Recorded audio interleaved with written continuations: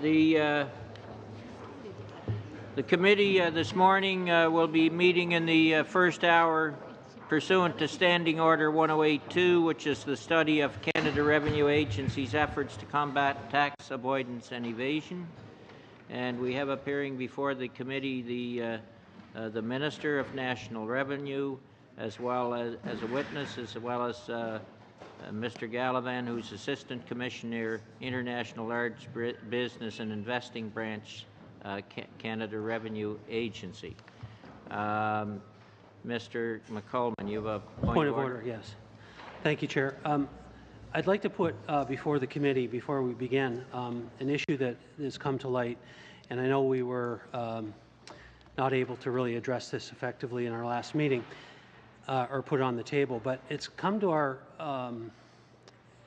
we've become aware that there are many, I've got 2 pages of incorrect language or column from the translation, English to French, on the Bill C-15. And I'd like to present these to you, Chair, with corrections that we feel are required to the bill because it's of the improper translation. And we've itemized it by line item. I'm happy to share with other committee members this list. I don't have copies with me in both official languages here, but I'd like to be able to submit this so that we can get the bill corrected in terms of its translation. If I can get a copy, I can get that checked out. I'll pass it to you. That's not a problem. Before we you can give that to the clerk, and we'll get back to you on that, Mr. McCollman. Thank you for that information. Prior to starting with the minister, all members will have received quite a number of binders of documents, text, related to the tax issue from KPMG. This file is from, right? And CRA. But CRA was not distributed to the members. CRA was not distributed to the members as yet. KPMG was. We need to make a decision as a committee whether that information is public or confidential. Is there any discussion on that point? Mr. McCollman. You didn't catch me wrong, Guy. Mr. Crone first? Go ahead. Guy didn't catch what I said. Oh, I'm sorry. There's been a lot of documents, this being one, a package of information exchanges, emails by KPMG and by CRA. The committee members have this one from KPMG. This one just came in last night from CRA, and it's not in both official languages either. We need to make a decision as a committee whether that information is confidential or public. And what is the members of the committee's position? Mr. McCollman. I believe we're called here as a committee to be open and transparent, and I would wish that propose that the documents be made public, much the same as the testimony of any minister who comes forward, any other witnesses that come forward, that they be available to the public. Is there any problem with that, Mr. McKinnon? Malgré que je déplore. Despite the fact that I deplore the fact that this document is not available in one of the official languages, I think that the committee should be transparent as well. And so I fully agree that those documents be disclosed, as well as the letter that was sent to us by the legal firm. So if there is a motion needed to this effect, I would do so. See no opposition. That is what we'll do. On the Revenue Canada information, it's the public courts file.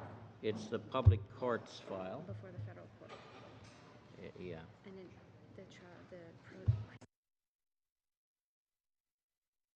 The public court file and the proceedings are in English, and really that should be translated, but Federal departments should submit.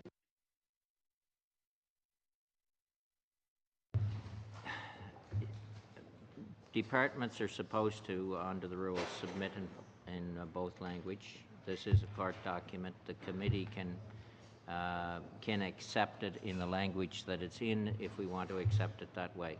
Mr. Caron. Oui, ce n'est pas mon habitude non plus.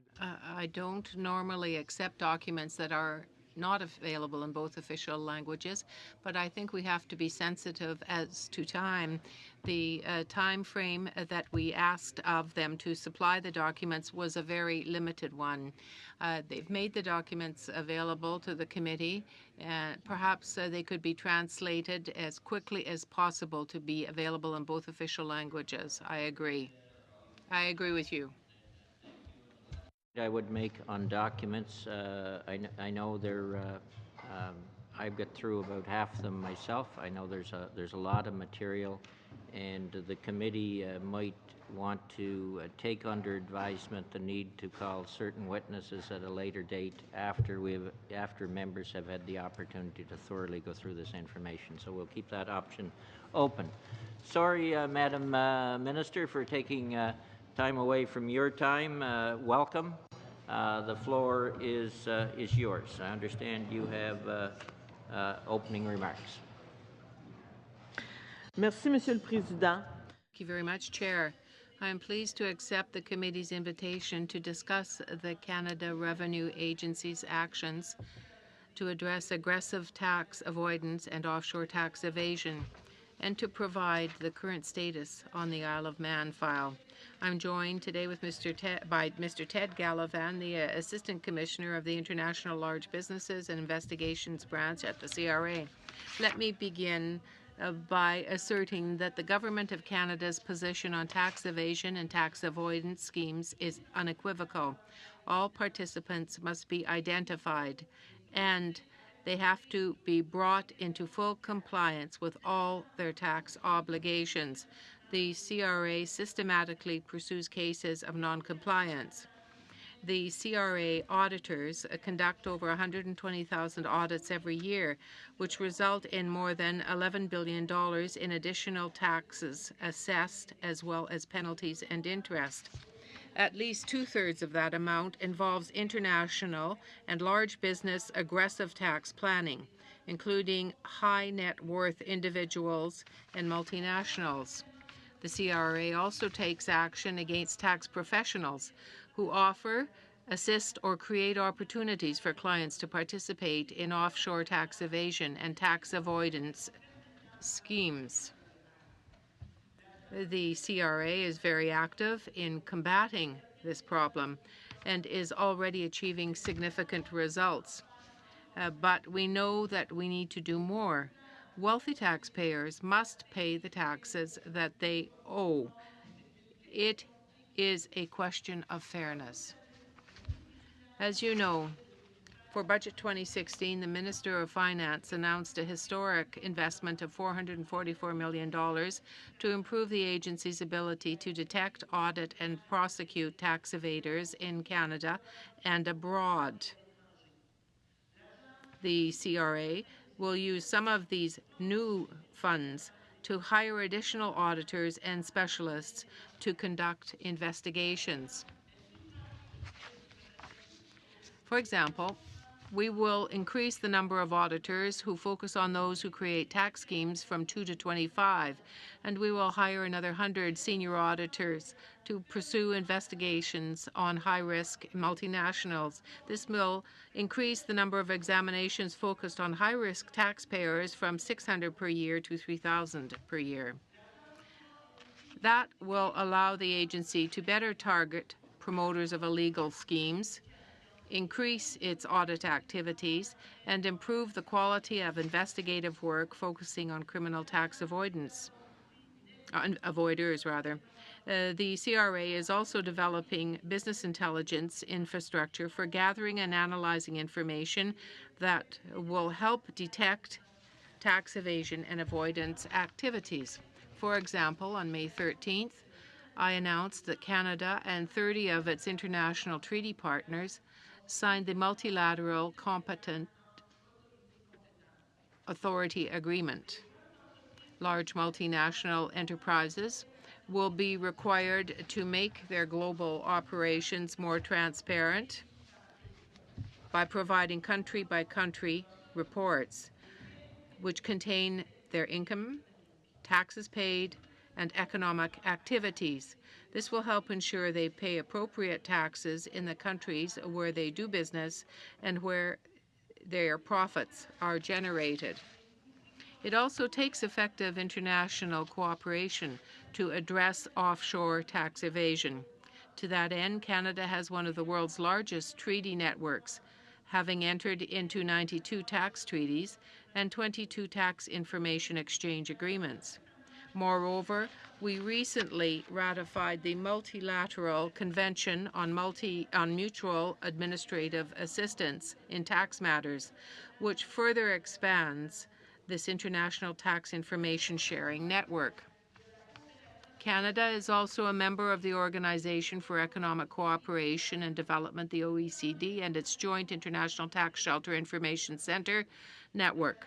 The CRA recently participated in a GITCIC network meeting to coordinate measures concerning information related to the Panama Affair, the Panama Papers.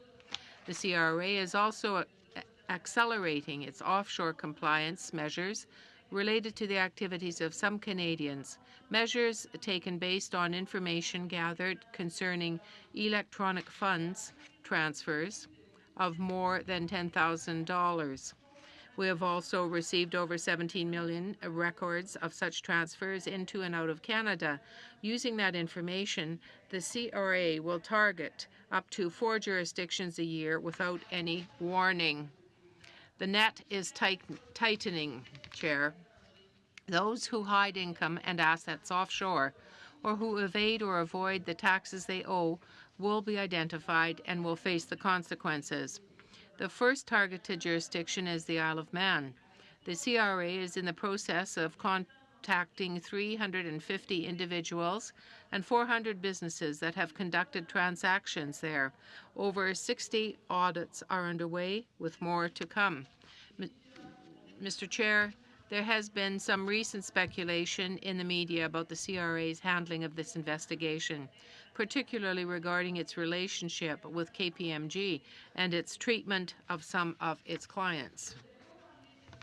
I cannot speak about a particular taxpayer or case beyond what is on the public record, but I can say that the KPMG offshore tax avoidance scheme was discovered through the efforts of the CRA, and that legal action is underway to obtain the identities of participating KPMG clients who have not yet been exposed or have come forward voluntarily.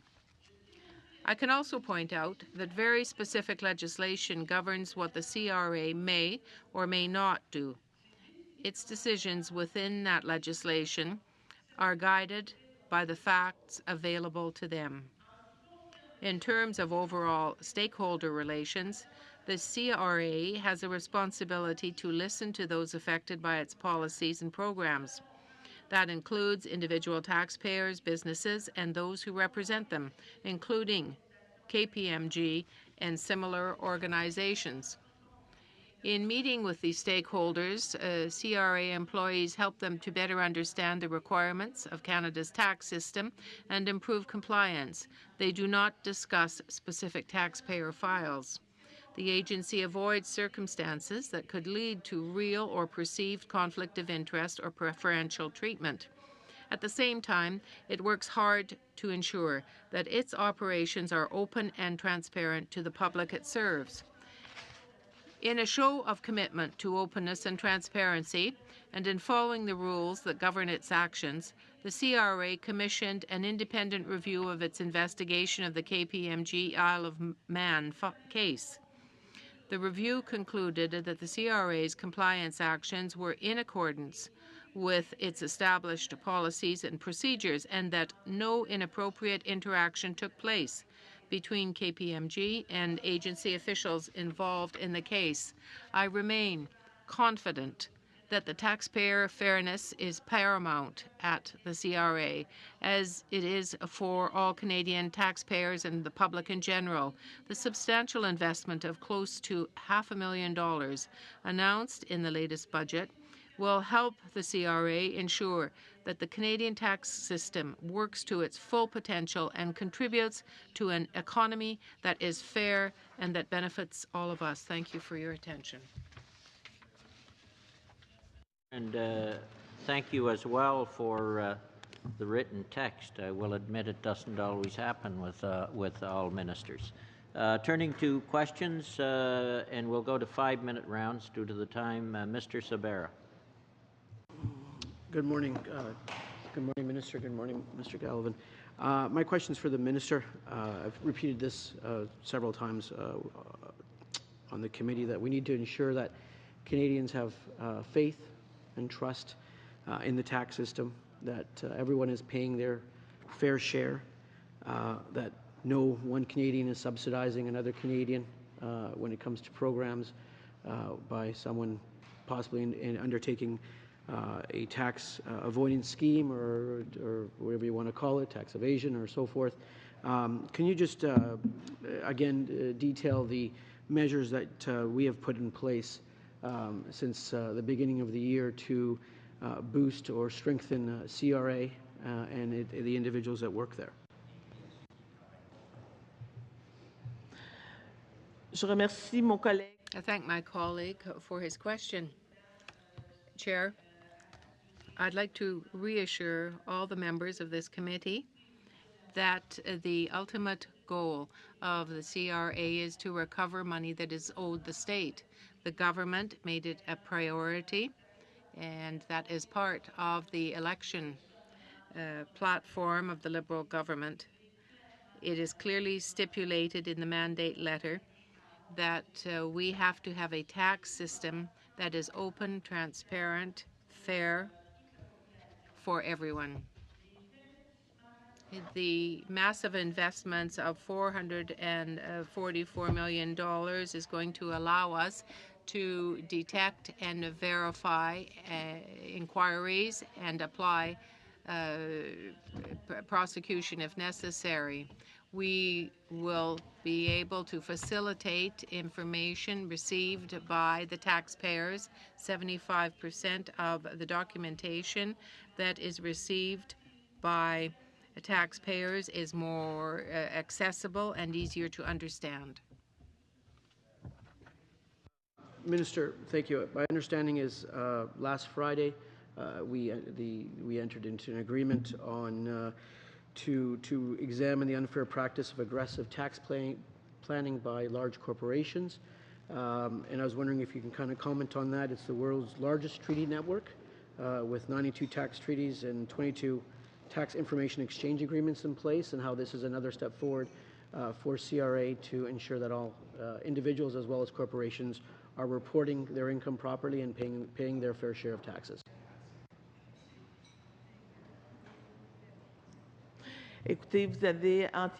Yes, you're quite right. The problem is international. We work in cooperation with our partners on the international level, taking into account the agreement that was signed in Beijing. I would ask Mr. Gallivan, who was there, to complete the information for you. I think this represents a real paradigm shift in tax administration. First, receiving the information proactively. In other words, the tax authorities worldwide are receiving country-by-country reporting from multinationals as a matter of course. Under the common reporting system, which will come into place in 2018, banking information from Canadians worldwide will be received by the tax agency. This comes to complement the international transfers over 10,000 that the Minister mentioned. We now have 17 million of those on file, and it also complements the enhanced T1135 reporting by taxpayers regarding their offshore assets above 100,000. So I think this CBC reporting is part of a new approach where individuals and multinationals have their offshore affairs disclosed automatically globally to tax authorities, allowing us to risk assess and also having a huge deterrent impact. Thank you. Do I have time for? Yep. Okay. My last question relates to the CRA's investigation to the Isle of Man structure. And with that, really, the resources that are available to CRA, my understanding is, Minister, that we will be beefing up the resources available to CRA to undertake other investigations if needed so. Effectivement. Yes. The budgets the historic budgets that were announced by the Government of Canada will allow for audit and the analysis of programs, particularly with respect to the promotion of fiscal tax strategies. Many strategies will be examined, and we will look at high-risk individuals. We will move from 600 to 3,000 audits per year. There will be 100 more auditors hired. They will work independently. But with the unprecedented changes that we have made will mean that in coming years that will represent $2.6 billion. Butov, 5 minutes. Thank you very much. Thanks to the Minister for being here today. On an April 11, 2016 article in iPolitics says, and I quote, "The controversial amnesty deal the Canada Revenue Agency signed with wealthy clients of KPMG who stash money in the offshore tax haven of the Isle of Man is still available if others want to come forward," says Revenue Minister Diane Laboutier. Can you respond to that, please?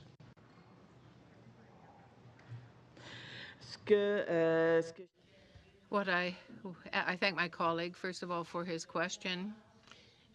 The CRA, under my direction, allowed for an independent review and it was done by Ms. Kimberly Brooks, an outside tax expert. It was found that we in the agency complied totally with established practice, and the professional conduct of the agency was confirmed. But I believe my colleague can give you more details.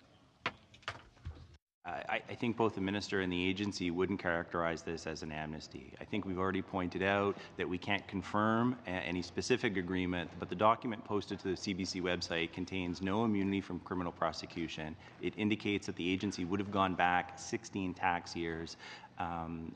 Financial analysis would show you that the compound interest would add 25% to the bill. Any taxpayer signing such an agreement would have waived the right to appeal or object. And commonly in these situations, the agency insists on payment within 60 days. Secondly, in terms of the go forward and the remarks the minister had, the agency, when it is litigating, remains open to settlement based on the facts of the case. And so in future, if the agency is litigating with the taxpayer based on the facts of the case, based on the criteria we've established, we may consider resolving the matter without waiting for the judgment from the judge. So the question is then, if any other cases come forward in the future, would you consider them, like similar to KPMG? I would like to specify and say to everyone here around the table, the word amnesty is not part of the vocabulary used by the CRA. In the matter that concerns us and in future matters, the word, well, there was none, there will not be any amnesty. Each file is looked at and dealt with on a case-by-case basis. The goal of the CRA is to recover the monies that are due the state. There's $11 billion to third international cases, and you've been hired, or you're hiring extra auditors and extra staffing to do the investigation and to do the follow-ups. And not to ask for you to release any information, but is there a preferred list of tax professionals that CRA trusts to deal with after what happened with the KPMG case?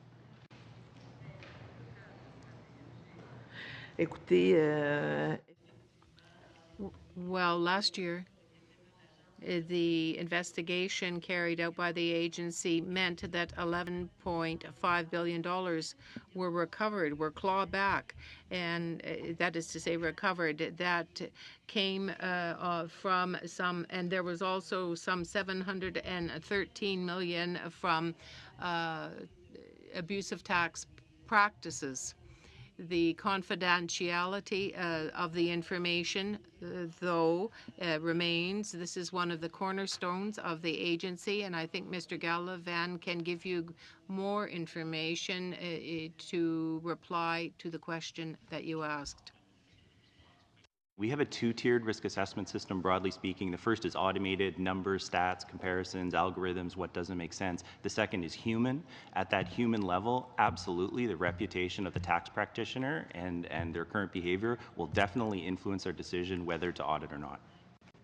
How much time we have? 30 seconds. 30 seconds. Quickly, on $444 million to be spent is quite a bit of money. Are you restructuring the CRA? Where the money is going to go? Like hiring a few extra people, or I mean, it's too much money for the amount of people that you'll be hiring. Is there any restructuring of the CRA?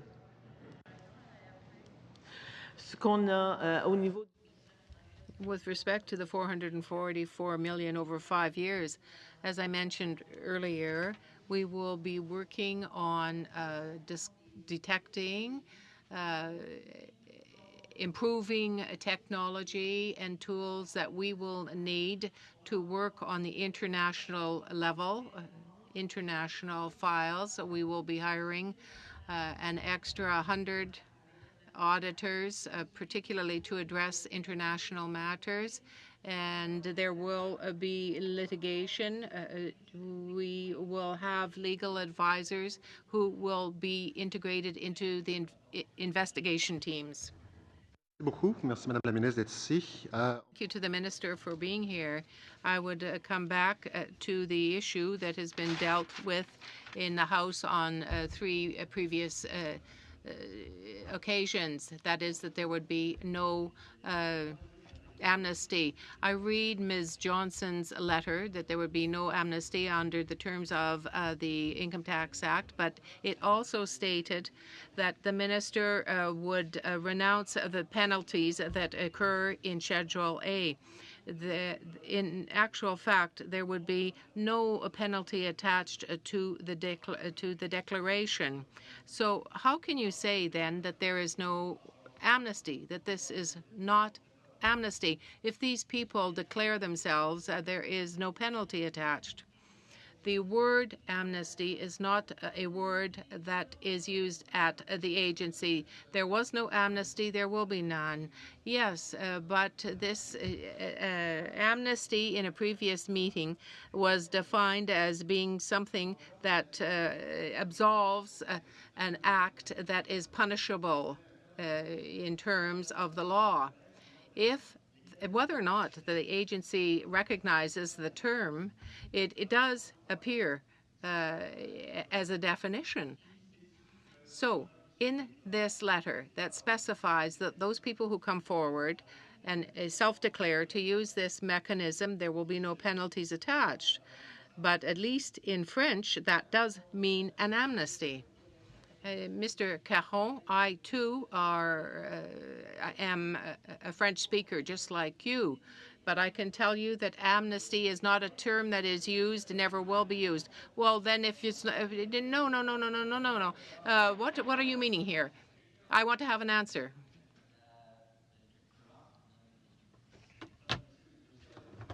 We heard Mr. Gallivan in a previous meeting. If this isn't an amnesty, then what is it?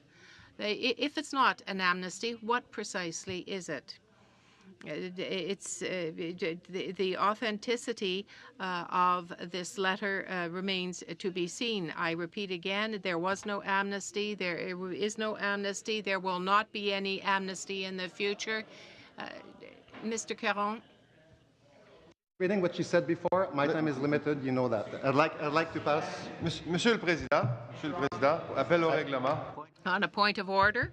On a point of order, Mr. Chairman. Today, particularly, I've never seen such bullying, hassling of a witness. It's not a point of order, but could we stay on topic? We don't need any more bullying discussions around this place, I don't think. Mr. Caron, you have the floor, and you're still quite okay for time. Okay, j'aimerais passer la parole à Monsieur Dussault. Okay. All right. Thank you. I give Mr. Dussault the floor. Minister, thank you for being here. Witnesses as well. You say in the court documents that it is an illegal strategy. Mr. Russell Lyon stated in his decision that the Isle of Man scheme was illegal. Between 1999 and 2003, did then KPMG act illegally? I will ask Mr. Gallivan to answer your question because I would like to point out in 1999 I wasn't here. But you're the present minister. You're the current minister. There has been historic investment at the level of the government, by the government. And my question was very simple, Madam. It is a priority of our government to correct tax systems, tax schemes that are abusive. Minister has the floor. She's not responding. We'll give you time for your next question. She's not responding to my direct question. So, point of order, Mr. Caron. Monsieur le Président, vous savez. Chair, you know full well that we have very limited time, 5 minutes to ask questions. The time belongs to the members. We want to ask questions in a cordial fashion, but when we have a repetition of answers in the few minutes that we have to ask questions, the minister is just repeating what has been said, and we will therefore be limited to ask questions. The witness has the equivalent amount of time as the individual used for the questions. I haven't been timing it that closely, but that's my understanding. And that's what I'm going to stick with. So, Mr. Dussault, you want to go to your question? Merci, Monsieur le Président, pour le temps qui me reste. Thank you for my remaining time. Chair, I hope that you will directly, Minister, answer my questions. It would be more appropriate. It's clear, even though you don't say it yourself, what was done from between 1999 and 2003 was illegal. What are you going to do to bring KPMG before the courts to seek justice? KPMG was the facilitator in this strategy, offered that to clients for $100,000. Are you going to litigate against KPMG to see KPMG punished? As I said, it is the CRA that detected this strategy that was set up by KPMG, and to give more technical information to the member, I will ask my colleague here to answer. It is an open file. We have indicated our intent to litigate using what we have at hand insofar as possible. There were investments made in this budget, and over the years, in terms of litigation and criminal matters, it has been schemes like this, tax schemes that are of interest to us. I would like to return to I'd like to table a motion here that we could discuss at the end of the hour before questions, but concerning the information that is received by the Finance Committee to date and concerning the tax scheme and the amnesty offered to KPMG, the committee would require at least 3 more meetings, and that the following witnesses should be heard: KPMG, Michael Amersley, Barry Phillips, Mr. Hickey, Russell Lyon, and independent experts, so they can look at what we have heard.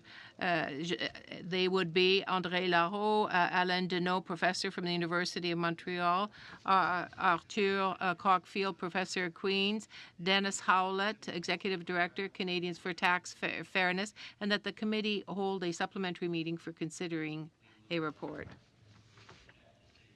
Is in order, Mr. Caron, and hand it to members and then deal with it. Turning to the next question, Ms. O'Connell. Do you have a point of order? Oh, Mr. McKinnon, then you're on. Oui. Merci, Madame la Ministre. Monsieur Galvin. Thank you, Minister. Thank you, Mr. Gallivan, for being here. We're going to try to proceed in a more orderly fashion. Since we've been here, I know that you are the businesswoman of fairness and of tax fairness. I know that your sense of justice is what will guide you throughout your mandate.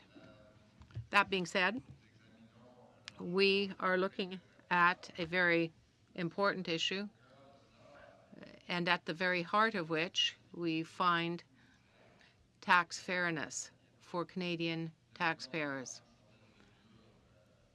The government has taken some unprecedented steps, investing in your capability to collect taxes from multinationals, from corporations, and from individuals. There is this whole issue, though, beside that, of service to the clientele. We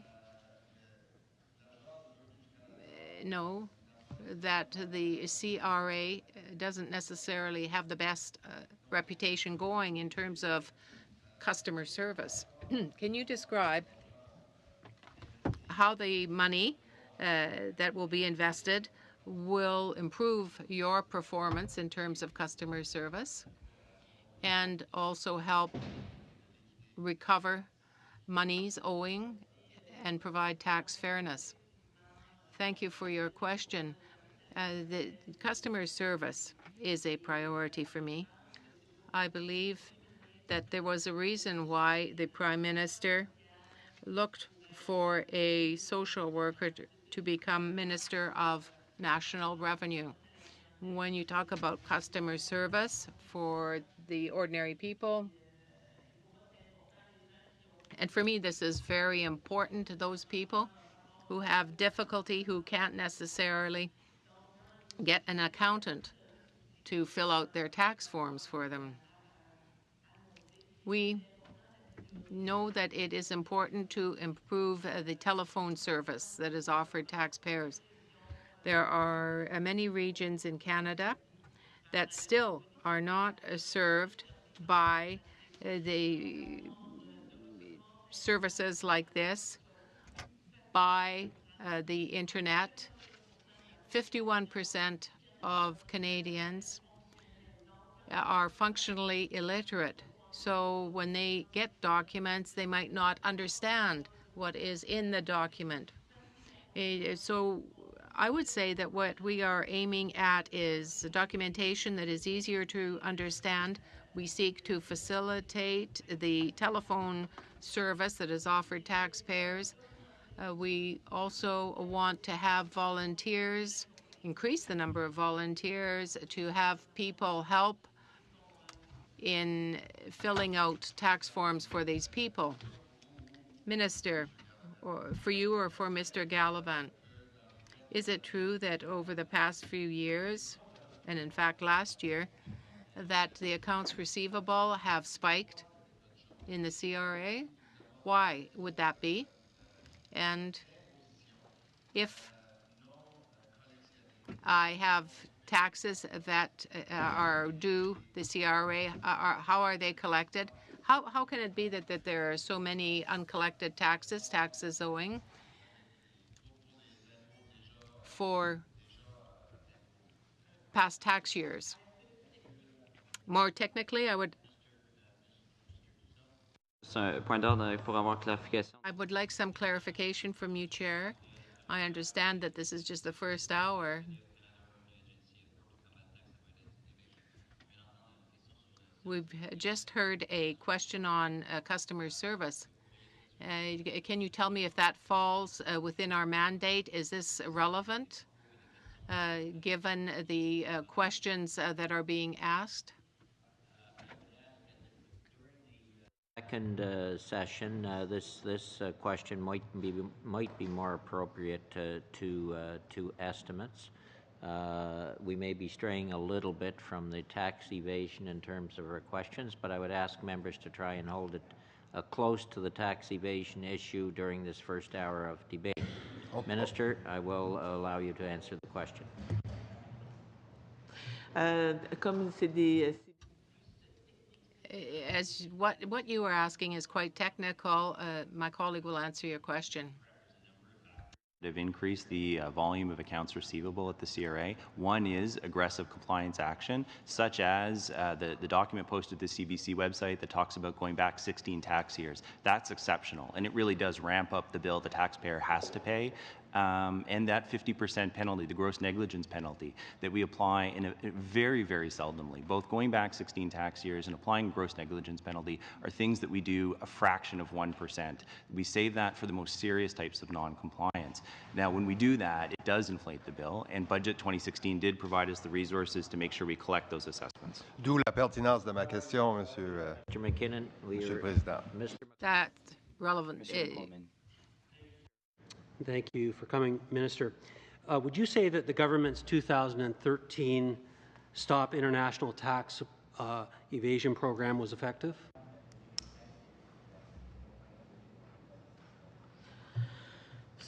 Ce que je vous dirais, c'est que Well, the 2013 program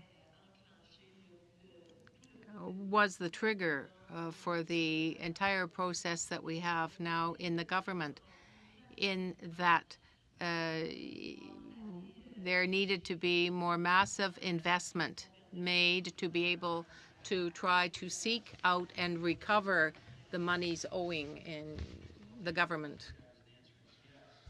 That it was effective, and you're building on top of what has been very effective, because I believe it was reported 3 weeks ago that that program alone brought in $1.57 billion in the 14-15 fiscal year, which was 4 times what was expected or projected. And over the course of the program since inception, $2.6 billion has been recovered or brought in through the program without the investments that your government's prepared to make. Are those numbers correct? ce que je peux vous dire, c'est I can say this: major investment by our government is demonstrating the importance of the matter, that is to say, tax avoidance. The Government of Canada will therefore be hiring much more staff to update tools to deal with a problem that is becoming international in nature. My colleague will complete my answer. Canadians have with offshore tax evasion. It is going to be a multi-year effort. The measures put in place in 2013 are helping the agency. From fiscal 11-12 to the most recent fiscal year, the fiscal impact, the overall fiscal impact is up $2.6 billion per year, or 25%. The amount of revenue being paid voluntarily, as per the last fiscal monitor by corporations, is up 13.8%, and voluntary disclosures are up 400%. So we have good momentum. For sure, the measures introduced in Budget 2016 will add to that. As does our international cooperation. This is a multi-year effort by a lot of countries working together. but we are clearly on an upswing. That's good news, because I know that most of the agreements internationally have been worked on over the last number of years. Is that correct? They've taken some time to put together? Les accords internationaux. International agreements were developed because countries recognized that the problem was international in nature. Agreements that were signed in Beijing last week demonstrate the interest that is international in all these matters. It allows, therefore, governments to put in place all the resources that are necessary to bring back the money that is owed Canadians. One last question then.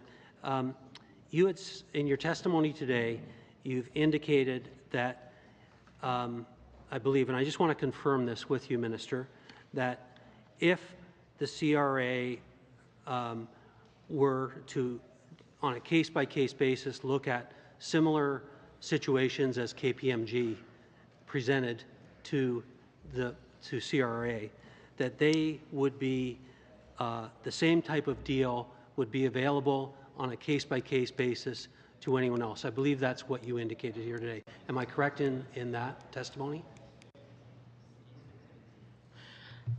Je demanderai à M. Gallivan. I'd ask Mr. Gallivan to answer this question. More specifically, he can speak to the technicality of your question.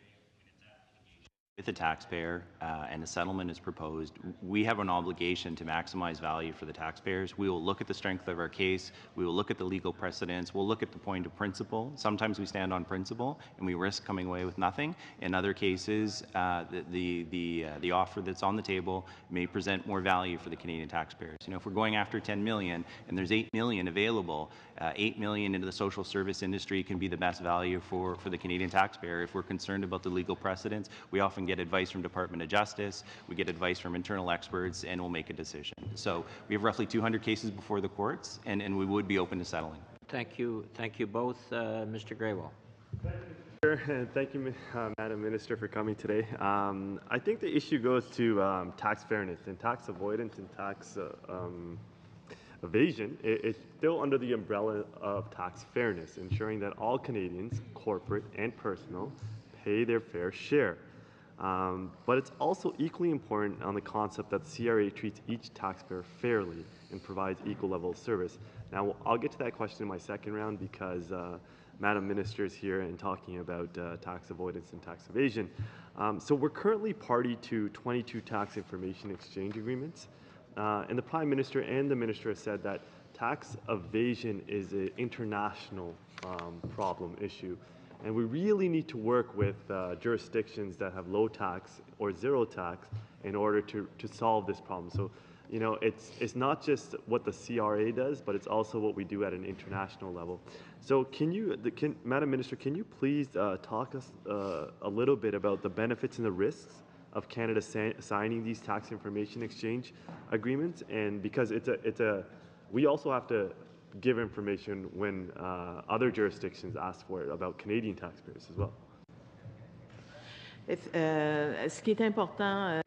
What is important working internationally is that all the exchange of information amongst the people seated at the table can be freely given amongst themselves, and my colleague here will give you the details and give you an update of this matter. Transparency is key. And so there can be legitimate reasons to move money back and forth internationally or have holdings and pay the full tax due. So step one is transparency, and that's what these agreements go to. There are now 101 countries internationally that have committed through the Global Forum to kind of moving towards what the global standard is on full transparency. In terms of exchange of information, I can tell you there's a robust regime of independent review and tiers. And so countries that are participating in the Global Forum kind of engage in these third-party reviews to have their protection of taxpayer information assessed, and they go through levels. And so what the CRA, in consultation with finance and IT experts, does is assess the risk to Canadian taxpayer data when we decide which jurisdictions we exchange with. On international wire transfers, right now anything over $10,000 is tracked. Is that an amount that needs to be increased, given the avoidance? Because 10,000 seems kind of low in my opinion. It probably just ties up legitimate transfers. Again, I'm not an expert. I'd love to hear your comments on that. What is important here is to specify, as I mentioned a little earlier in the speech that I gave, $17 million in wire transfers is certainly quite a lot in terms of Canada. But our new tools will allow us to discover any type of action like this outside of Canada. We have the voluntary disclosure program, and there have been almost 400% increase in over the past 6 years in that. Mr. Whalen. Okay, Mr. Whalen. Yes, thank you very much, Madam Minister and Mr. Gallivan, for coming.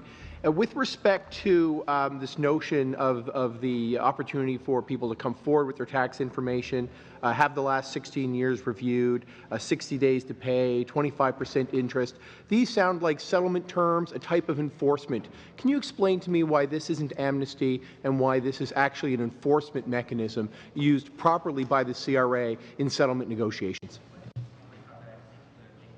OK. Compte tenu de la technicalité. Given the technical nature of the question, Mr. Gallivan will answer. Within the CRA, internally, we're very clear on certain policies and practices in terms of how many tax years we go. Ordinary salaried Canadians, we focus on the current tax year. We find a mistake, we don't go back to the maximum limit. We just kind of take a prospective approach, don't make that mistake again. With businesses, high net worth individuals, we tend to stay in the 2 to 4 year range. Again, it's educational, let's correct it, let's move on. When you get into aggressive tax planning, we start to move to a 6 year. We sought legislative changes to get 9 years. In exceptional cases, we can justify going to 16 years. So very much the CRA tries to adjust its approach, but that's kind of an internal policy. And I guess we haven't had that up on the website where we could point to that to explain to taxpayers what we normally do and in which exceptional cases would we go further. Doesn't sound like amnesty to me.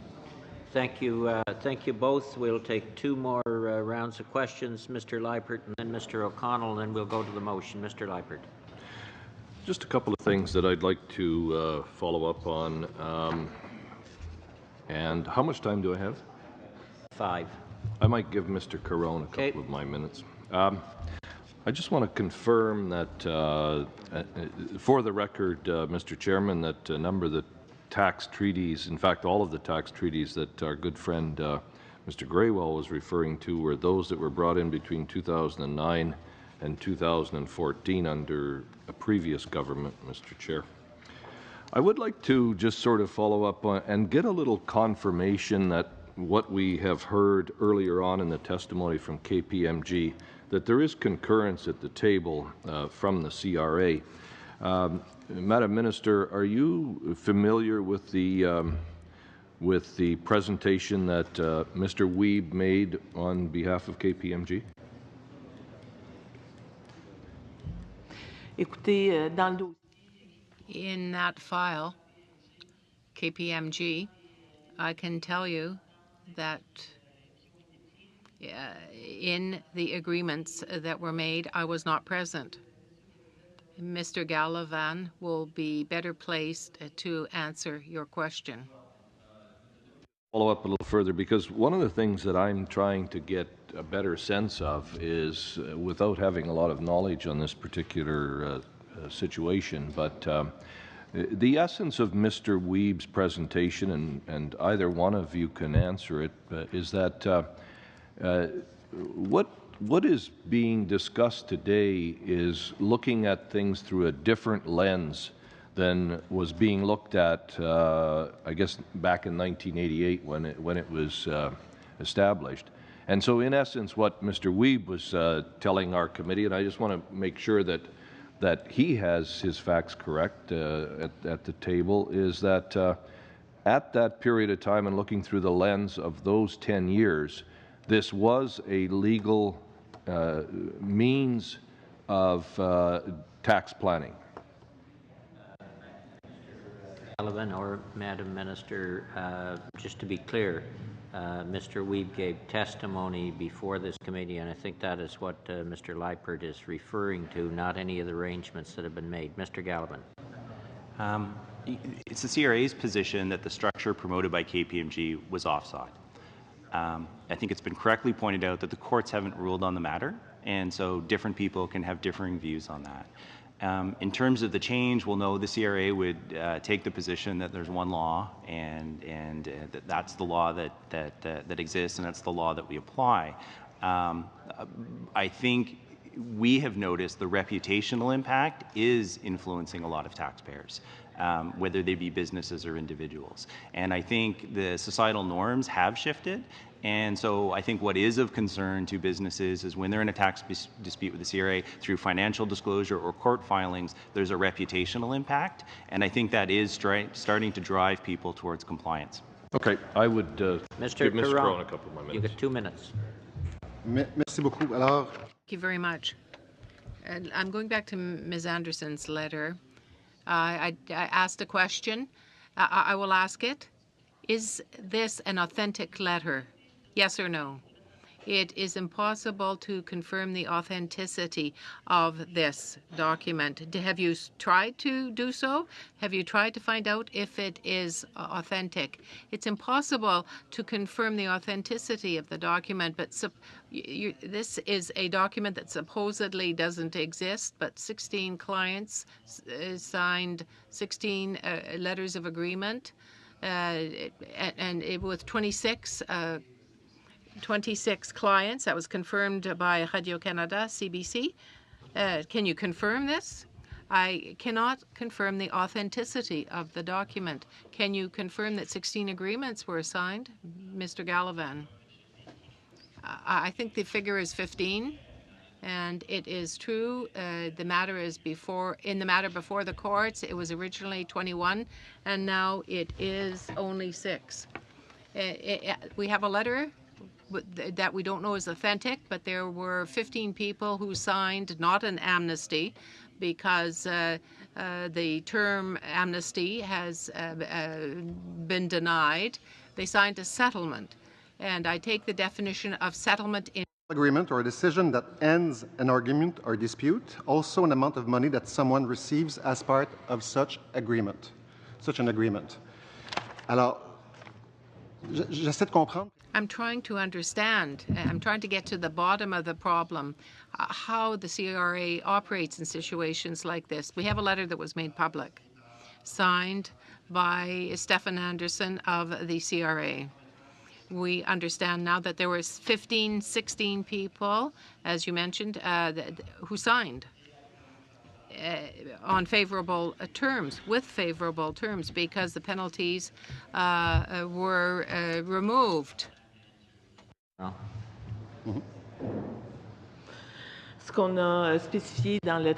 What we specified in the work that we did in terms of KPMG. KPMG is a matter that is still open. It is not settled yet. Taxpayers have been identified and will be followed up.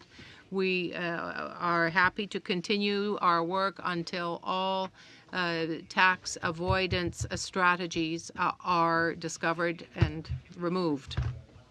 Questioner, and then we will go to the motion. Ms. O'Connell. Thank you very much, Mr. Chair. Thank you both for being here today.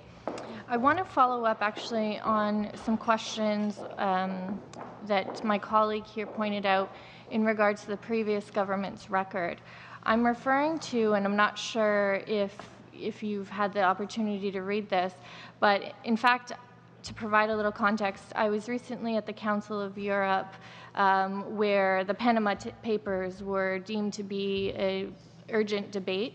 And Senator Down from Canada spoke on this matter. He's spent many years on this, so in fact a lot of the information that I come here with has been provided by the years of work on this file from Senator Down. So I just want to make that clear. But specifically in April 2nd, 2012, there was a Hill Times report from then Revenue Minister Gail Shea asserting that the Conservative government had, assessed $174 million in offshore, internationally offshore money being owed, which was far more than the Liberals had ever found. However, $4 billion in taxes was owed on money hidden offshore. However, Senator Down pointed out that assessing money owed is very different from collecting money owed. What is the CRA's plan, and under your leadership now, to actually assess but collect versus just putting out press releases asserting that they know how much money is out there but haven't actually collected on it? What is your plan to ensure that Canadians, that the money hid offshore is actually collected? In April, we made an announcement at the CRA. We said that the agency was going to undertake an in-depth study of measures for tax avoidance, for the tax gap. That will be carried on in coming years, the tax gap. And in regards to, I want to actually bring up as well a testimony that Commissioner Trouche had mentioned, and I apologize if I'm pronouncing his name wrong, and Mr. Gallivan, you were here as well. In regards to, and I'm paraphrasing because I don't have the official transcript in front of me as of yet, but along the lines of, and it was quoted in media as well, that the CRA had come through a period of extreme restraint, and during this time, resources that would have normally gone to, again, I'm paraphrasing, but resources that would have normally gone to things like offshore tax avoidance was cut, and therefore resources, or limited, and therefore resources that, for let's say customer service, things had to be reallocated in order to continue with compliance.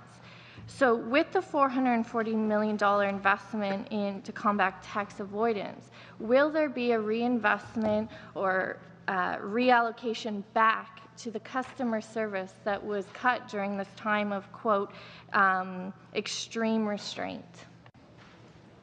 Oui, vous avez raison. You are quite right. There are resources that were reallocated.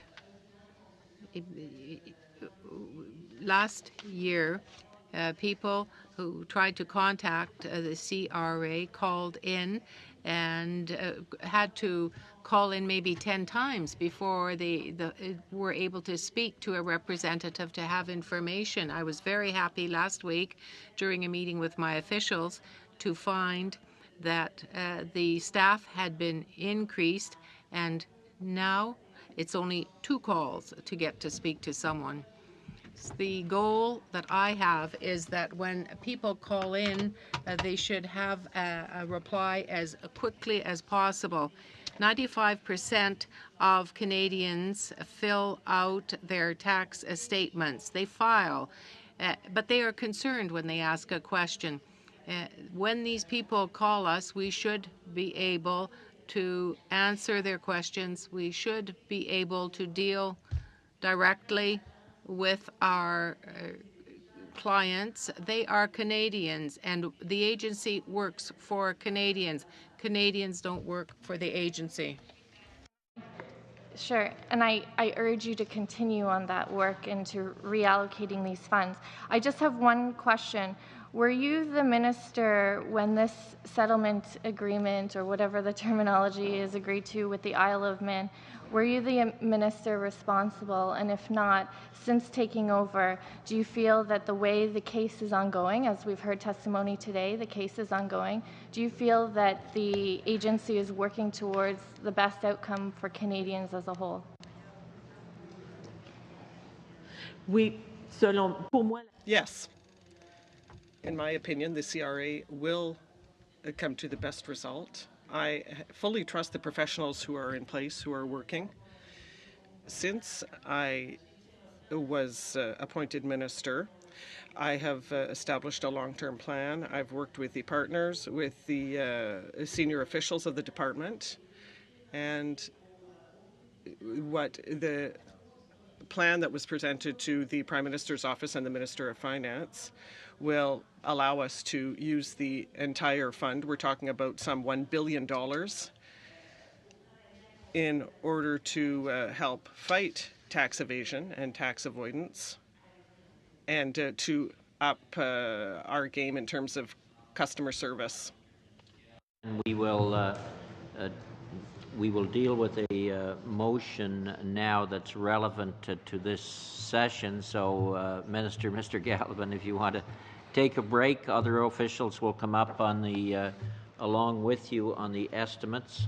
So there is a motion on the floor that's been put by Mr. Caron. Do you want to speak to that? Yep. Très rapidement. Very quickly, I'm just going to find the motion again. Thank you. We had called for documents from KPMG. We received them and they have been tabled. We are going to use the documents that were tabled as well by the Canada Revenue Agency. The purpose of these documents and the request made was to figure out who the employees were who were involved in this. And now that we have a few names, I think that we should hear from these people before committee in order to better understand how the mechanism was set up. That is the very underpinnings of the study that we're conducting right now. So I would suggest 3 meetings, at least to hear from the list of witnesses, KPMG and CRA employees. Those are always all names that were on the list and that it came up during the different reports and media investigations. So Denis Lacroix, Michael Hammersley, Barry Phillip, Jeff Sadrian, Paul Hickey, who are all from KPMG. Mr. Hammersley is from the United States, but he confirmed that the mechanism is similar to a mechanism that was set up in the United States at the time. And then, given that this is a very complex topic, I think that we need time with experts as well. So we are suggesting André Larreau, who was a part of the initial CBC investigation. He's a professor at Laval University, and he went to the Isle of Man himself. And Alain Deneau wrote 2 books in 2 years about offshoring. Arthur Cockfield and Dennis Howlett, who has been monitoring this issue closely and could help us clarify what we've heard today. So I'm calling for 3 meetings so that we can do our job properly, with an additional meeting for the preparation of a report for the House of Commons. It's in order. Is there any discussion? Mr. McKinnon. Mr. McKinnon, first, it is clear in light of the reports from the KPMG, and obviously we'll have to follow up our work with CRA as well on this matter. However, the members of the committee have certainly not had the time to review these documents in depth.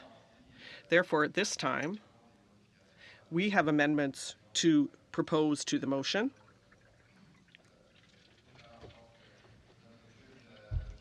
To ensure that the study is less prescribed, in a sense. So if you would allow, Mr. Speaker, I am going to read in English our amendments to the motion. Let's hear your amendments. So I'm on the English version of the motion. In the second line, instead of the words "the amnesty," we would replace that with "any negotiated settlement agreements."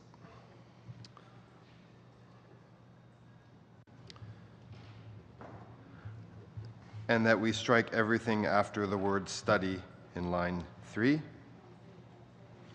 Insert a period.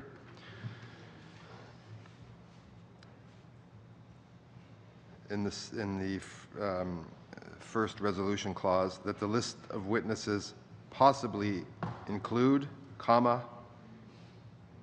subject to a full review of documents received to date,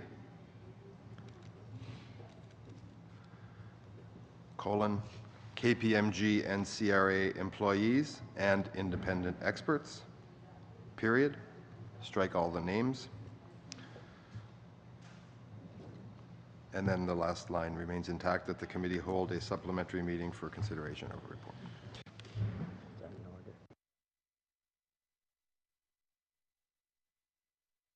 The amendment is in order. Discussion on the amendment. Mr. Caron. Oui. Je n'ai pas de problème particulier avec le premier. I have no particular problem with the first amendment that has been moved. I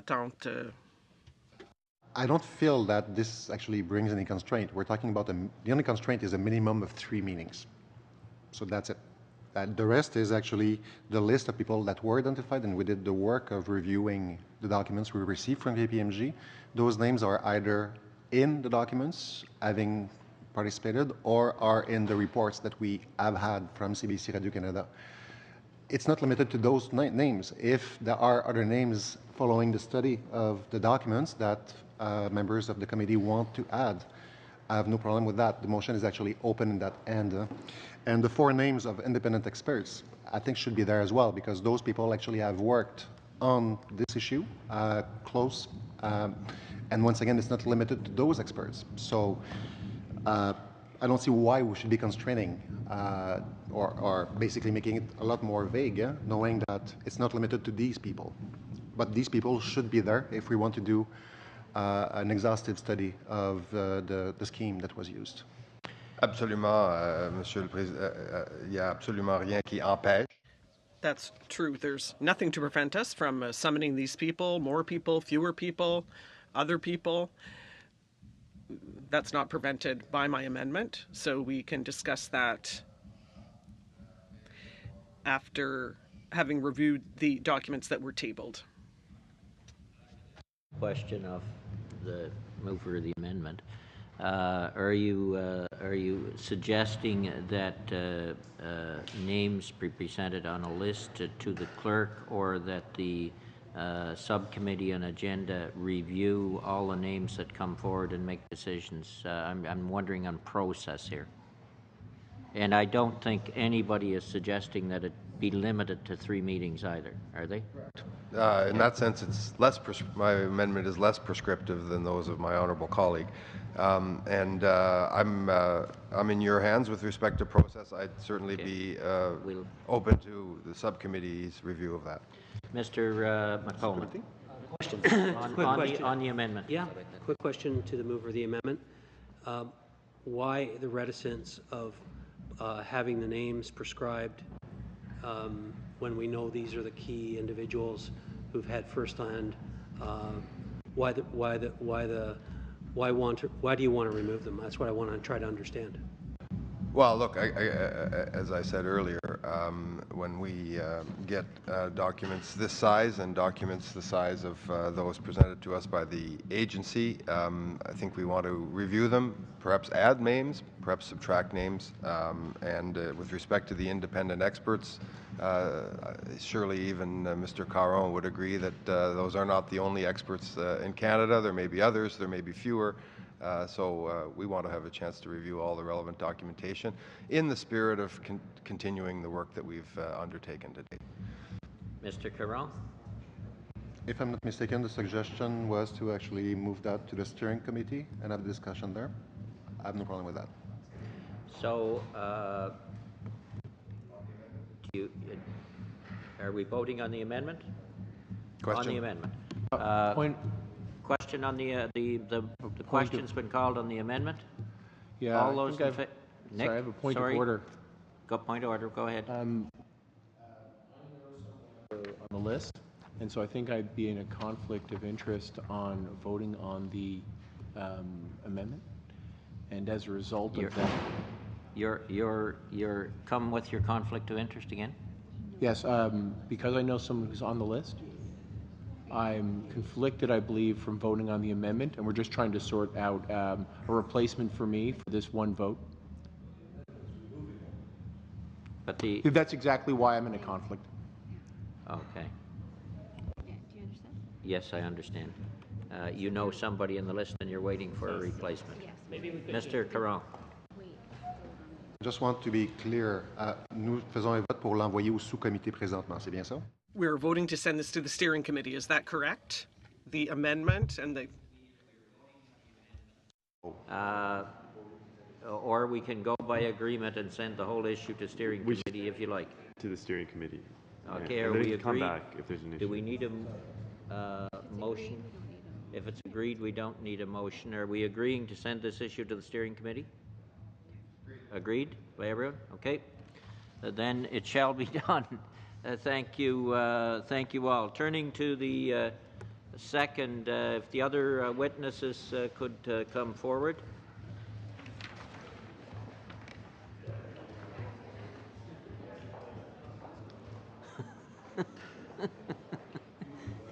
What?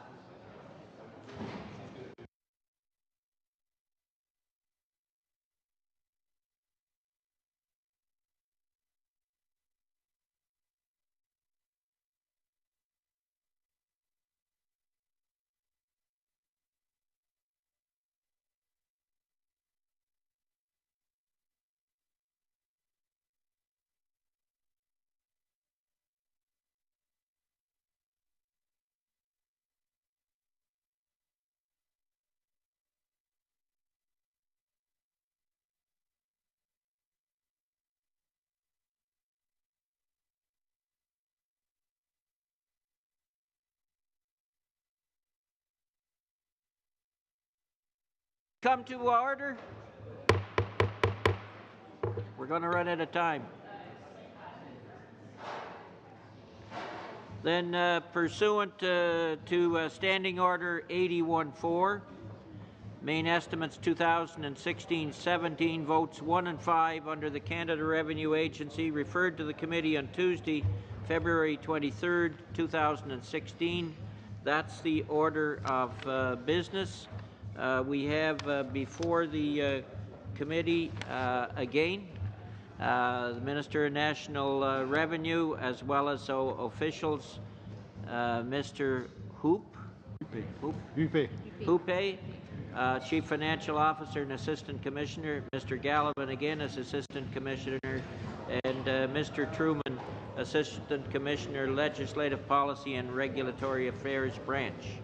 I believe, Minister, you have a statement to make, as well as Mr.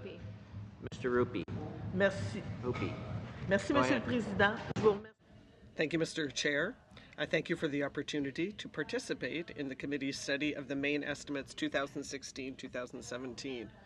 I am joined by several Canada Revenue Agency officials, Mr. Jeff Truman, the Assistant Commissioner of the Legislative Policy and Regulatory Affairs Branch, Mr. Ted Gallivan, the Assistant Commissioner of International, Large Business and Investigations Branch, and Mr. Roch Houpe, the Assistant Commissioner of the Finance and Administration Branch. Mr. Houpe will speak briefly about the main estimates and answer your questions, but I would like to say a few words by way of introduction. I spoke earlier today to this committee about some of the proposed measures in Budget 2016 that will help the CRA combat tax evasion and tax avoidance. A secure tax base is the foundation of a healthy economy, a sustainable social infrastructure, and a strong democracy. I'd like to add that the Government of Canada proposes 2 additional areas of investment that will also support the work of the CRA and my priorities as Minister of National Revenue, priorities that are in my mandate letter. Budget 2016 proposes to invest $351 million in the CRA's ability to collect outstanding tax debt and $186 million to improve service to Canadians through better telephone access, easy-to-understand correspondence, and increased outreach for vulnerable and low-income Canadians. Now, that is a total investment exceeding $1 billion over the next 5 years, a testament to the importance of the work the CRA does. As you are aware, Mr. Chair, Canada's tax system is based on voluntary self-assessment and compliance. Within this system, the CRA plays a special role. It administers tax laws for the Government of Canada, and for most Canadian provinces and territories, and it administers various social and economic benefit and incentive programs that are delivered through the tax system. The taxes collected by the CRA are critical to families, businesses, and communities. When Canadians meet their tax obligations, they are helping to fund healthcare, post-secondary education, social programs, infrastructure, and many other programs. That is why it's crucial that everyone pay their fair share of taxes so that all Canadians can benefit. In 2014-15, the CRA processed $469 billion in revenues and engaged with 31 million individual and corporate taxpayers. More than 92% of taxpayers file their taxes and pay the amount they owe on time. The CRA also delivers important benefits to many eligible Canadians. Last year, the CRA delivered $22 billion in benefit payments to 12 million recipients. With this new funding of $186 million, the CRA will be able to reach out to Canadians who may be entitled to benefits but not receiving them. By offering services that are proactive, more helpful, and easier to use, the CRA will ensure that people who interact with them feel like valued clients and not just taxpayers. Mr. Chair, we are confident that our proposed investment in the CRA's ability to protect the revenue base while improving service to Canadians will yield significant returns. It will also help ensure that our tax system operates as fairly and as effectively as possible. I would now like to turn it over to Mr. Roque-Huppé, who will walk you through the main estimates. Thank you. Opportunity to appear before the committee to present the Canada Revenue Agency's main estimates for 2016-17 and to answer any questions that you may have on the associated funding. Monsieur le Président, comme vous le savez, Mr. Chair, as you are aware, the CRA is responsible for the administration of federal and certain provincial and territorial tax programs, as well as the delivery of a number of benefit payment programs. Each year, the CRA collects hundreds of billions of dollars of tax revenue for the governments of Canada and distributes timely and accurate benefit payments to millions of Canadians. In order to fulfill its mandate in 2006-2017, the CRA is seeking the approval of a total of $4.1 billion through these main estimates. Of this amount, $3.1 billion requires approval by Parliament, whereas the remaining $1.0 billion represents statutory forecasts that are already approved under separate legislation.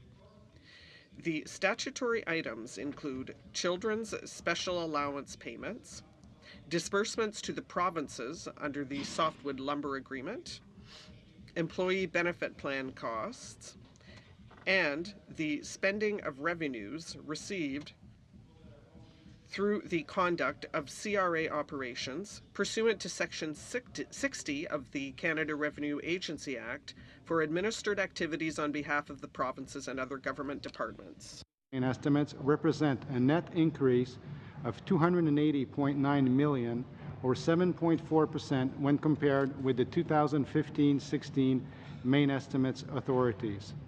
The largest component of this change is an increase of $128 million in the projected statutory disbursements to the provinces under the Softwood Lumber Products Export Charge Act 2006.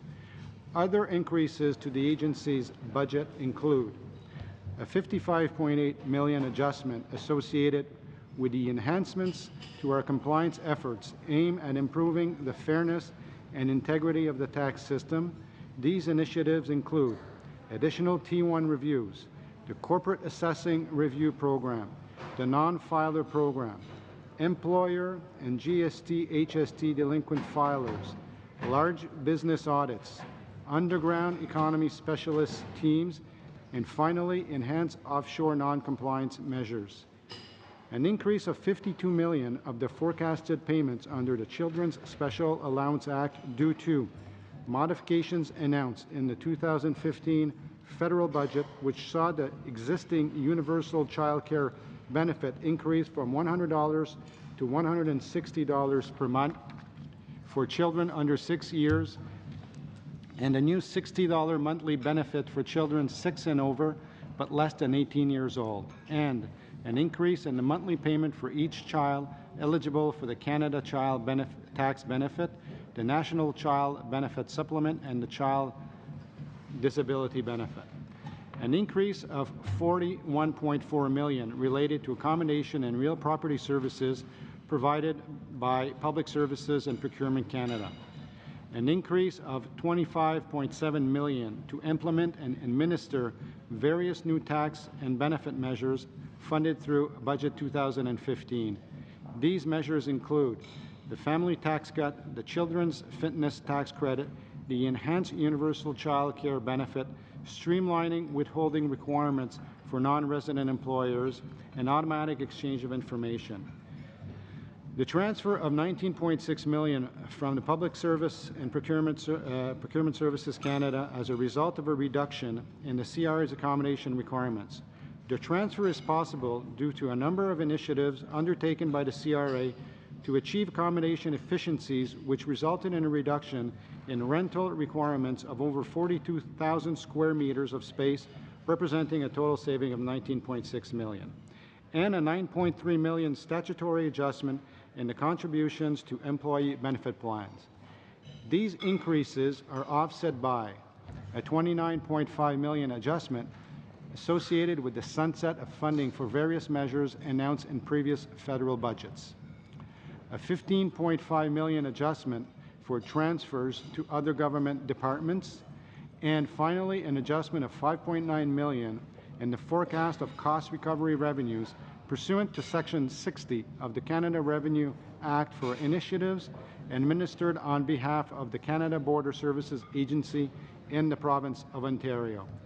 The CRA's 2016-2017 main estimates do not yet reflect the tax measures announced by the Minister of Finance in the March 2016 budget. Incremental funding requirements for the implementation and administration of announced tax measures are currently being evaluated by the CRA and will be presented to Treasury Board ministers through formal submissions in the coming months. Any incremental funding required for the 2016-17 fiscal year as a result of the Treasury Board submissions will be sought through the supplementary estimates process. In closing, the resources sought through these 2016-17 main estimates will allow the CRA to continue to deliver on its mandate to Canadians by ensuring that taxpayers meet their obligations, Canada's revenue base is protected, and eligible families and individuals receive timely and correct benefit payments. Monsieur le Président, mes collègues et moi serions... Mr. Chair, at this time, we would be pleased to respond to any questions you may have. Thank you. All right, we'll start with Ms. O'Connell. I think we'll restrict them to 5 minutes because of the time. Go ahead. Thank you, Mr. Chair. Thank you again for appearing on the main estimates. Minister, in your comments in regards to the $1 billion investment over 5 years to better public service, the customer service, and you mentioned things like the phone system, which is for sure something that we've raised here, and the communication for our residents. I'm just curious too, in terms of, will you be looking at things, or will you be setting up a process, or has this already been done perhaps, in terms of maybe surveying clients to find out how these systems can be improved? For example, on a phone system issue, perhaps not limiting hours from 8:30 to 4 o'clock or something along those lines, and maybe having more flexible times for when people don't have to call about their taxes from work, because it could be perhaps embarrassing or not appropriate. Are you looking at these types of client service enhancements and not just hiring more staff to be more available under the status quo? Écoutez, je suis heureuse. I am very pleased to be able to tell you that since I came to this position as Minister of National Revenue, I have been touring the different offices in Canada, and the telephone services are not provided only between 8 and 4, as you suggest, but to Mr. Gallivan, who is even more aware of the enhancements that we are putting in place, will be able to answer you. The agency tried to preserve the audit horsepower. In my current mandate, we did cut back hours of service, and we did degrade the kind of response time. And the money in the budget does serve to kind of reestablish that. We had a discussion yesterday about additional rounds of public opinion research. So the agency is very open to suggestions from Canadians in terms of how to improve services. I think it's also worth noting this was 5-year funding. We're actively looking at call drivers and seeking to implement call drivers, and we do remain hopeful that electronic services, which we continue to invest in, will help most Canadians, and as most Canadians move to e-services, we hope that's the way of the future, but we're absolutely committed to keeping phone service for those who prefer to interact with us by the phones. Thank you. And can you specify exactly, I know you mentioned, many of you mentioned throughout the testimony, the different numbers of employees that will be hired, but could you, with this new funding, specify the employees being hired, not specifically for tax avoidance, but more so for client services? Do you have that figure available? I think the most important measure would be our accessibility. In other words, how many callers kind of get through on the first call, and the investment in Budget 2016 will allow us to hit 90%. And in some periods of the year, it might even be higher than that. Again, you talked about weekends. In filing season, we put in weekend services. So the agency's commitment is to answer those calls 90%, up from the 80% target that we had previously. Thank you. And then in regards to your overall client service improvement with these funds, is there specific plans for persons with disabilities for accessing the resources, or because they also tend to have more complicated taxes in terms of rebates, whether it's provincial or federal? And I know in my office, that tends to drive a lot of questions. So will there be, or is there contemplation to have specific client service employees to deal with persons with disabilities who really need maybe more attention and care in dealing with their particular tax systems?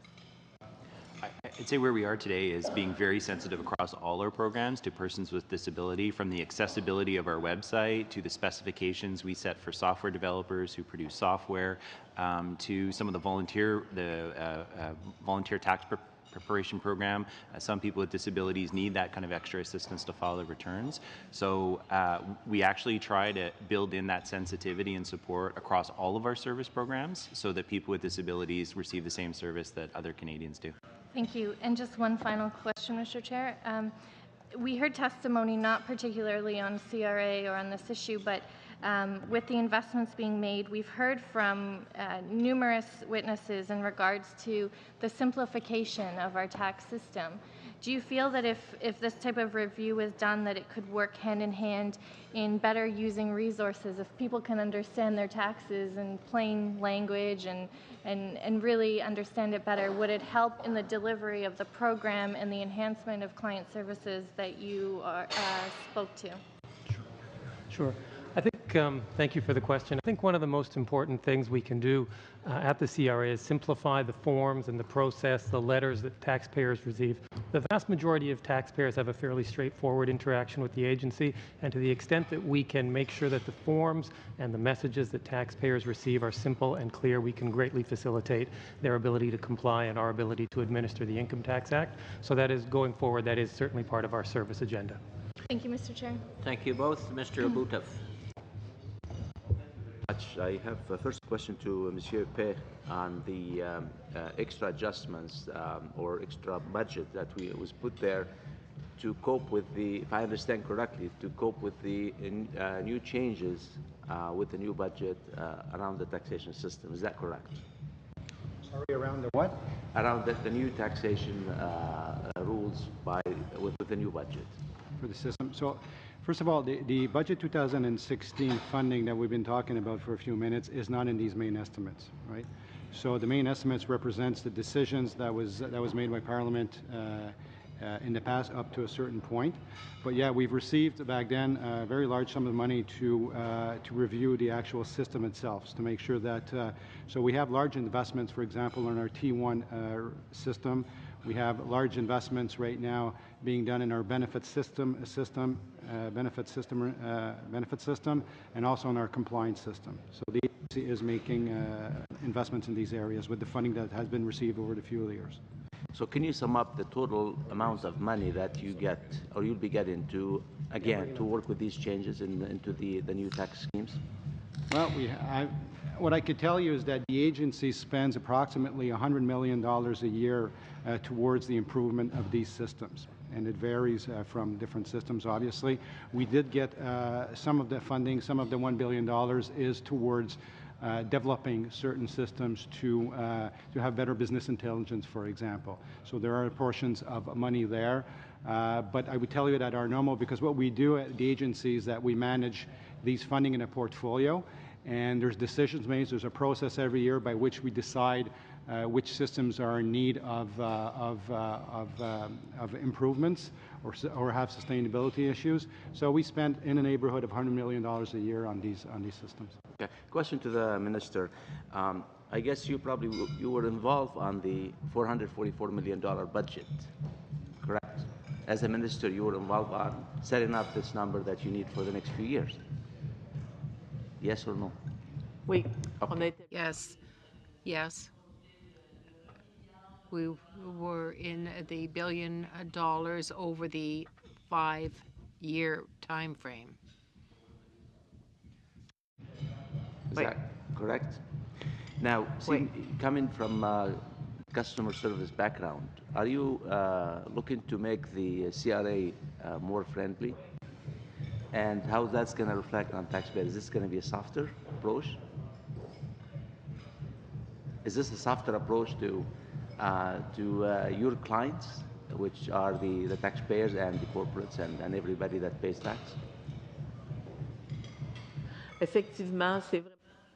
It's really a service that is directed towards customer service.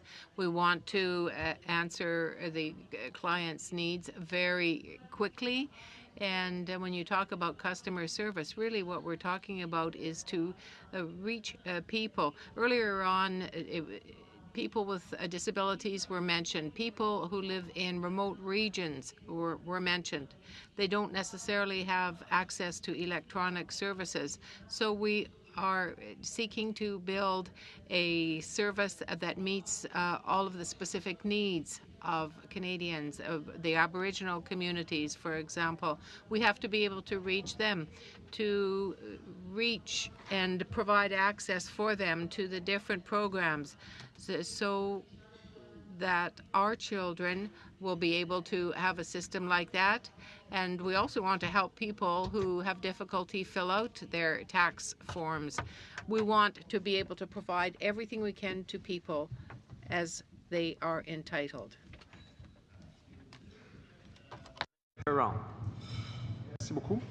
Thank you very much. Minister, I've heard a lot about the $444 million that's going to be added, but we don't see anything in the expenditures. There's nothing in 2016, 2017. I don't see 444 there. Mr. Huppé, I understood to say it was yet to be confirmed. How will this $444 million be broken down? In what departments will it go? My concern is this: it will be distributed overall, but there are some very specific services that will eat up a lot of the funding with major issues like a KPMG. What will happen overall for the breakdown of this money? As you said, the $444 million doesn't appear in these estimates. The amount it will be reflected when you look at the estimates. So $1.7 billion, and there's a $444 million that will be invested in programs.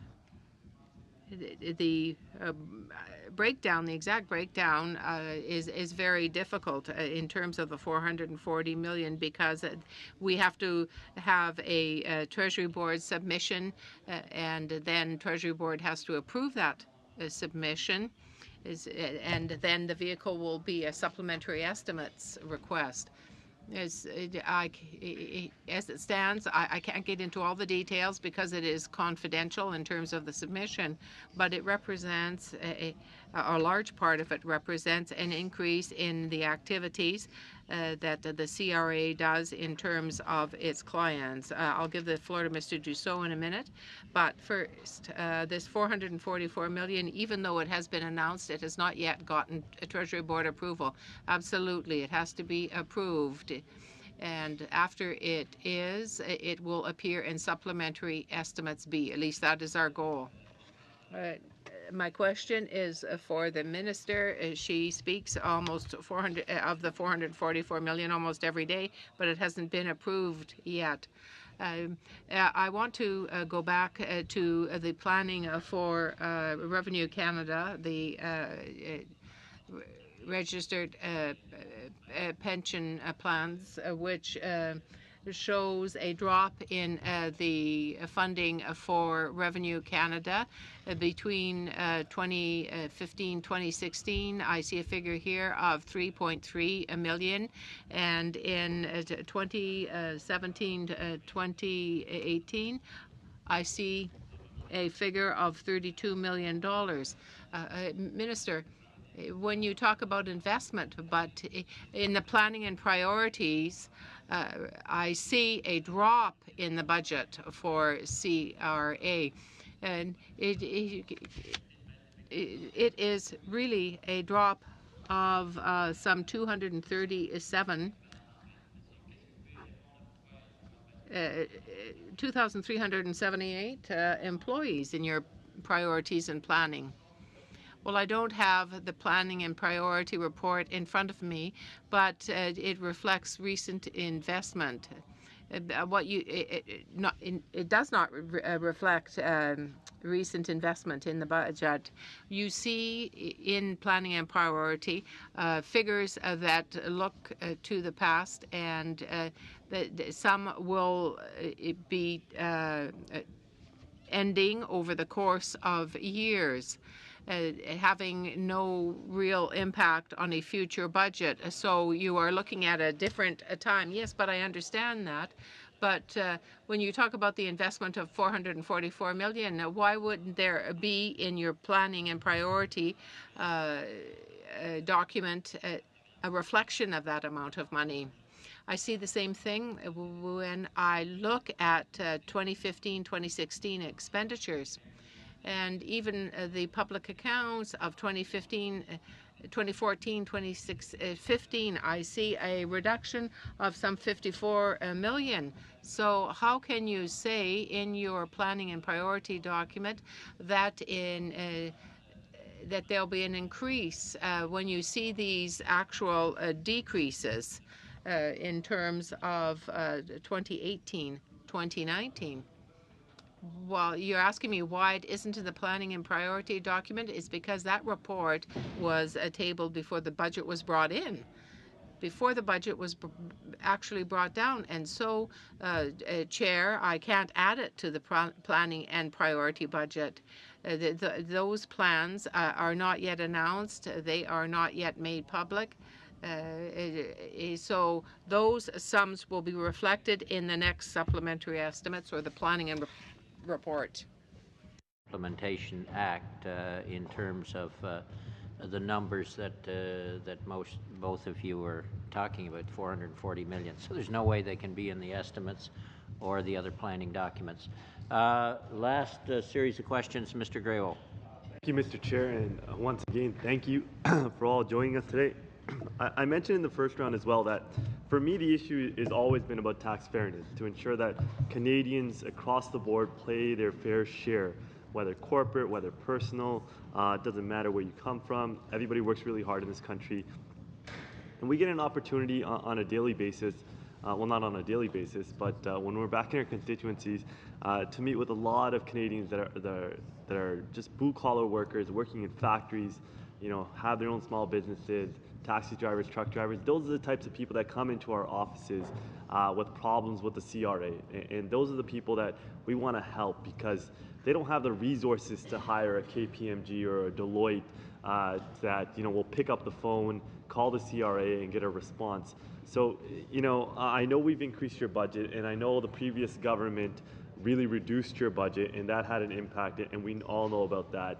I just want to know, are we really going to make it a point of ensuring that the systems in the CRA are smoother for people to be able to pick up the phone, call a CRA officer, and come to a resolution on their tax issue? And I think that's an extremely important part of your mandate, Minister.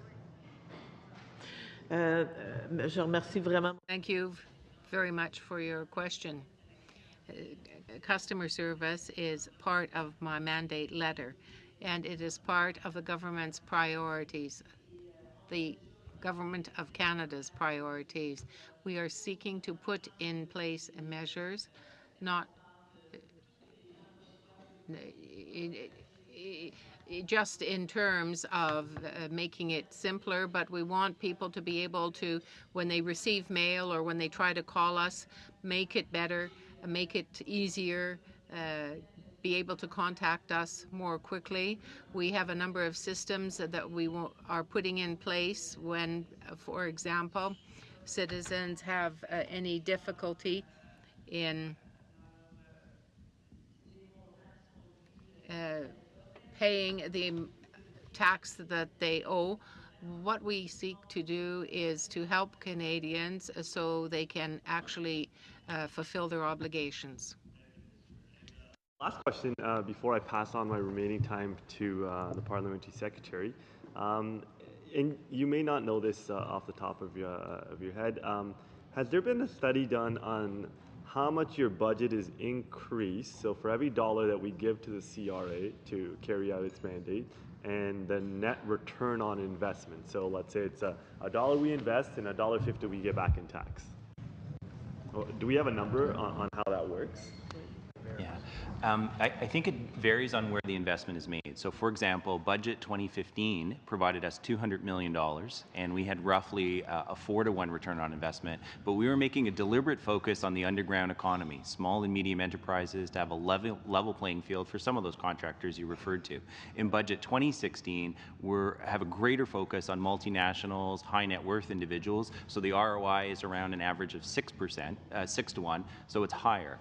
So the ROI for the agency would vary from a 2-to-1 to a 20-to-1, depending on what strata we're focused on. Can you get a list on how that breaks down by department? Yes. Thank you. I'm going to pass on my remaining time. Mr. Champagne or Mr. Well, unless Mr. Dubois wants to go, but otherwise, I'll be. I just want to state for the record, Mr. Speaker, I heard a question from the honourable colleague on the other side, whether it was Guy Caron or Pierre-Luc Dussault, when we talk about improving access, and I'm referring to budget 2016 on page 206, we have a whole paragraph, we have a page of describing what we're going to do exactly to improve services at the Canadian agency, and we're proposing to invest $185.8 million over 5 years and $14.6 million ongoing at the CRA. And I won't take the time to read exhaustively what's in the budget, but obviously there's a whole page about what we're going to do very specifically to answer the question. Mais sur une question beaucoup plus intéressante. On a question that is more interesting to the people looking at us or on TV or listening, in the 2016 budget, the measures that appear there for the CRA was to ensure that there would be proactive activities to help Canadian taxpayers benefit from taxpayers for which they were eligible. It's really an approach that is diametrically opposed to what we saw in the past.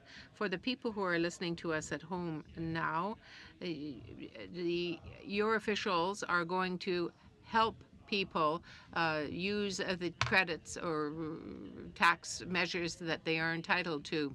Yes, we want to help a clientele that is not as fortunate perhaps as others. We know that the tax system is extremely complicated for many people, and they have not been able to access the supplementary credits that the government puts in place. What they need is information. We don't want people to try to guess and try to pick out in this very complicated system the credit or tax measure to which they are entitled. We want to accompany people in going through volunteer programs to help the people who need help access what they are entitled to improve their quality of life.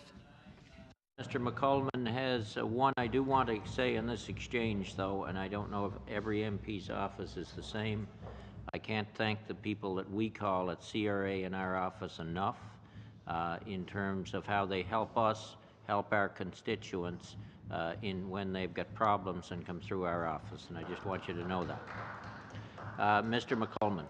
Well, thank you for that, Chair. I really appreciate your comment, frankly, because I'm a little disturbed at the comment that was just made by the parliamentary secretary that implied that the outreach didn't happen under previous governments. Not only our government before that, but governments, successive governments over the last 20 years. I've had nothing but praise for CRA in terms of their outreach to make sure that people actually are informed and sometimes are proactive in the sense that they send notices to people to say, did you know you could get this additional claim? So thank you for that hard work. It's not diametrically opposed, as he characterized it, to what this government's going to move forward with.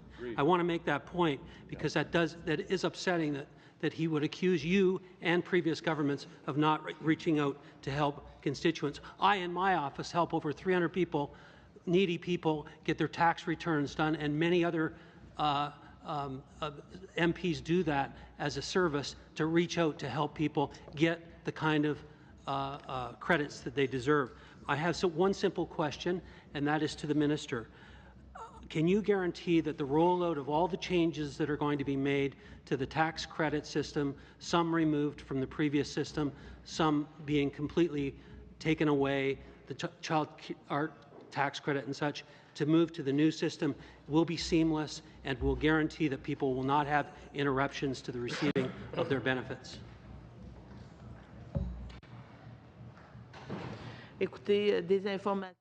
Information that has been given to me right now, working with my officials, is this. People receive the services that they are entitled to. They receive the benefits that they are entitled to. And given what was announced by the government, everything will be in place in the agency so that as mid-July, we would be able to be ready to deal with the Canada Child Benefit. We want to help people to have a better quality of life and to be able to get what they are entitled to. As I said earlier, I am a social worker. I come from a remote area. I know the people well. There are many people who are needy. There are many people who are old. There are many people who do not have a lot of education. I want those people to get all the services that they are entitled to get. We must offer these services to the people in remote areas. None of it, well, is an example. Not everybody lives in an urban centre in Canada. Have to cut it there or we'll not get to vote on estimates. That would not be a good thing. Thank you very much, Minister and witnesses. Not too often we have a minister for 2 hours with 2 written presentations. That's pretty good. Thank you all. Turning to the votes on estimates, then we'll be voting on the estimates for the under the Canada Revenue Agency votes 1 and 5. Shall vote 1 under Canada Revenue Agency carry? On what? On division. On division? Carried. Shall vote 5 under the Canada Revenue Agency carry? On division. On division? Carried. Oh, shall I report the main estimates 2016-17 to the House? Agreed? Agreed. Agreed. Did you have a motion? Merci, Monsieur le Président. Thank you, Chair. If not, I give notice that I will be presenting it. Que le comité invite Mark Machin. That the committee invite Mark Machin, I don't know if I'm pronouncing his name properly, that the committee invite Mark Machin, new president, CEO of the investment Canada Pension Plan investment side, as well as Heather Monroe, to appear as quickly as possible at the outset of their mandate. En fait, je n'ai pas de problème avec la motion en tant que telle. Have no problem with the motion per se. Can we just say it's a notice of motion and vote when we come back? Is this pressing?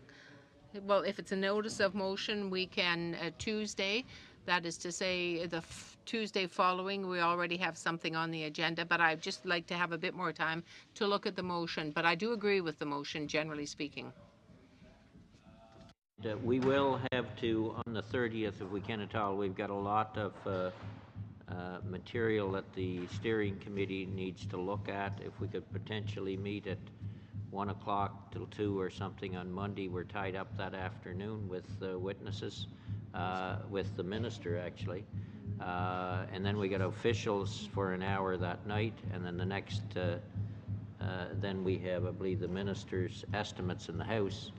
So we've got a fairly tight agenda on the 30th and 31st, but in order to get witnesses for further on, we'll have to have a steering committee meeting around noon on the 30th, 1 o'clock or so. So the notice will come out. Okay, no further business. Meeting adjourned.